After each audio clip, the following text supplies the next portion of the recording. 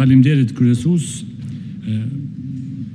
Zotri kryeministër, sipas dhënave zyrtare, në vitin 2023 nga buxheti i Republikës Kosovës janë ndarë 146.965 euro për Eparfin Mrashko-Prizrenska. Në këtë drejtim kërkoj sqarim nga ju kryeministër, cilat janë arsyet konkrete për ndarje të kësaj ndihme financiare dhe pse kjo ndarje është bërë drejt për drejt nga zyra e kryeministrit. Fjala për kryeministrin Kurti. Ju faleminderit për pyetjen, deputeti Rahmoni. Pyetja juaj ka të bëjë me marrëveshjen që ambasada norvegjise ka pasur me zyrën e kryeministrit për zbatimin e projektit si donacion, ndërtimin e një ferme për mbarshtimin e deleve për nevojat e manastirit Graçanicës në vlerë prej 127.965.027 euro. Kjo vlerë është paguar me datën 14 shkurt të vitit 2023 nga zyra e kryeministrit, është zyra e komuniteteve sipas planit të projektit të ambasadës së Norvegjisë.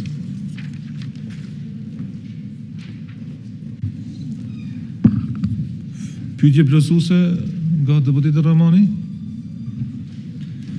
Po, faleminderit. Në bazë të dokumentave që kam marrë për çështje në dokumenta zyrtare kërkesën që kam bërë nga prej vitit 2021 deri në vitin 2026 nga 3.620.000 euro që është shpërndarë nga zyra e kryeministrit ndaj organizatave jo qeveritare, është i vetmi rast ku një, po e them kështu, bashkësie fetare ndahen direkt mjete prej zyrës së kryeministrit. Dhe unë volumtova dhe hyra në faqe të kësaj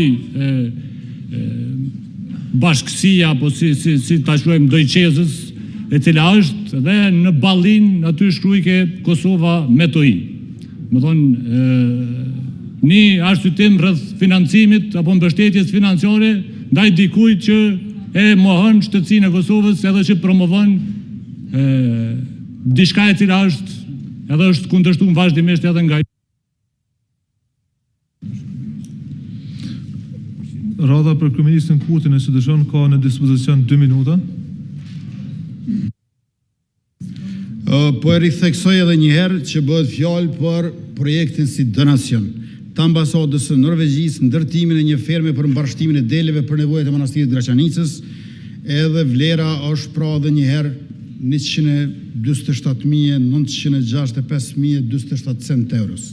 Kjo vlerë është pagu edhe një herë para 3 vjetëve me datën 14 shkurt, po nga zyra e kryeministrit, po nga zyra e komuniteteve, sipas planit projektit të ambasadës së Norvegjisë. Nuk është nga Republika e Kosovës.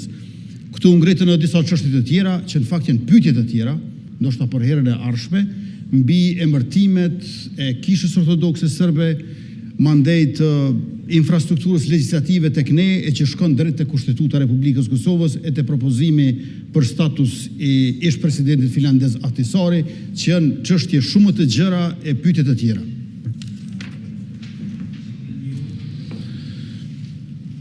Mirë, edhe 1 minutë për këtë pyetje, deputeti Rahmoni ka të drejtë nëse dëshon, nëse jo mund të kaloj tek pyetja tjetër. Po. Faleminderit. Shqetësimi im është pikërisht te kjo çështje për shkak që e thash edhe një herë, prej mbi 3 milion euro, pa marrë parasysh ai donacion prej diku po kanë kalu përmes institucioneve të Republikës Kosovës edhe zyrës tuaj si kryeministër, edhe dhënia apo domethënë momentin që ne si institucion e shohim që nga zyra e kryeministrit përmes zyrës për komunitete, që edhe ajo zyrë është në kompetencën e juaj kanë kalu te diçka e cilën unë s'kisha pas dëshirë me e pa ku financohet përmes zyrës kryeministrit vendit në dikush në faqen e parë që të Kosova me to i. Mirë, vazhdojmë me pyetjen e radhës poshtë nga deputeti Rahmoni.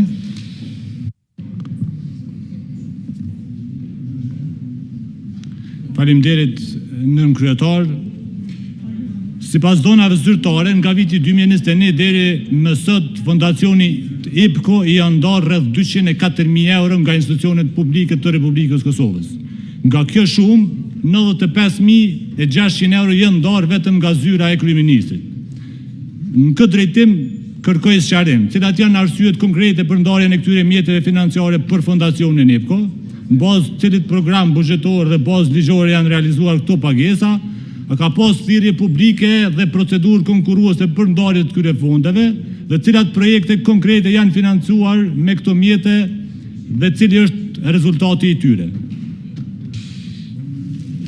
Po, Kryeministri Kurti ka fjalën. Qeveria e Republikës Kosovës ka mbështetur shumë iniciativa, ndër të tjera në fokus e kam pasur edhe sektorin e teknologjisë së informacionit dhe komunikimit.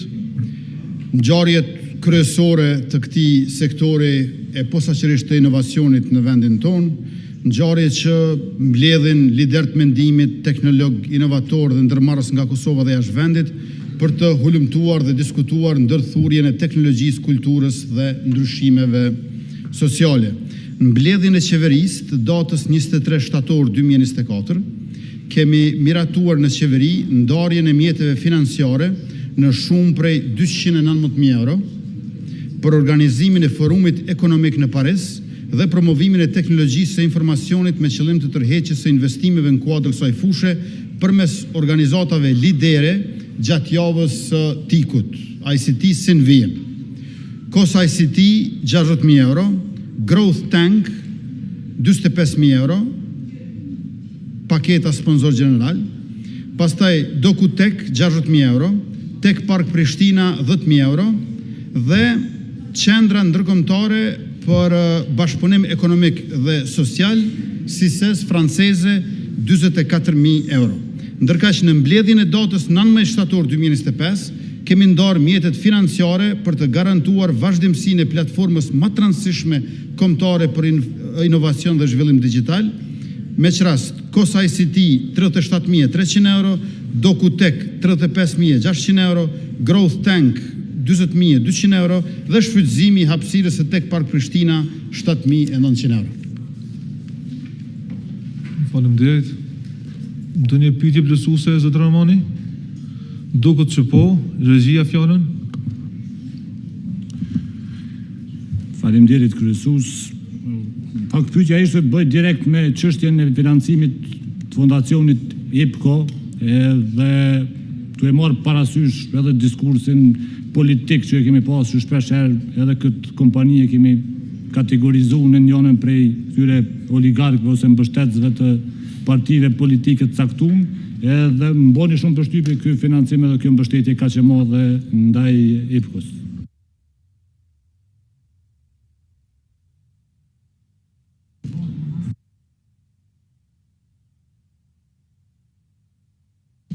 Mirë, radha për Kryeministrin Kurti, 2 minuta. Së pari bëhet fjalë për Fondacion Kosovar, tërësisht vendor, i cili e ka ndruar emrin, nuk bëhet fjalë për korporatën e dikurshme. Së dyti, gjithë shka që kemi bërë ka qenë përputhje me ligjin, rregullat dhe transparente, dhe së treti, besoj që lullëzimi i sektorit të teknologjisë së informacionit dhe komunikimit është dëshmi që mbështetja jonë ka qenë në vendin e duhur.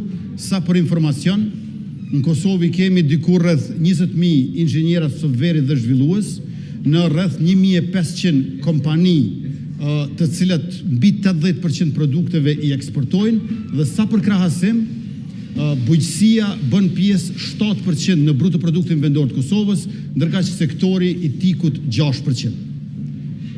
Me fjalë tjera, investimet që i kemi bërë, shpenzimet që janë plotësisht transparente dhe të cilat i zbërtheva edhe sipas linjave, kanë qenë edhe të dobishme përveç se të ligjshme.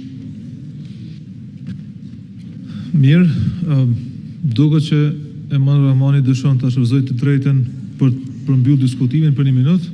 Fjala është për Rahmanin. Faleminderit, absolutisht, edhe ju përgëzoj, edhe ju inkurajoj me vazhdu investimet në këtë fushë, sa ma shumë investime absolutisht është industria e cila është me zhvillimin më të madh dhe me kapacitetin më të madh që kemi si Kosovë. Ajo çka unë edhe mboni përshtypje është pikërisht kjo që e thash edhe më herët, çështja e mbështetjes ndaj këtij fondacionit. Jashtë kësajna, mendoj ndoshta nën kryetar kishin mirë me që është ardhur kryeministri dhe gjitha pyetjet parlamentare ishin të drejtuara ndaj kryeministrit. M'ia jap kohën që më bëni përmbledhje dhe më na u përgjigj edhe në pyetje tjera mua dhe deputetëve të tjerë të kuvendit. Patjetër zoti Ramoni, kjo është arsyeja pse sot kryeministri Kurti megjithatë është kthy vetëm për deputet.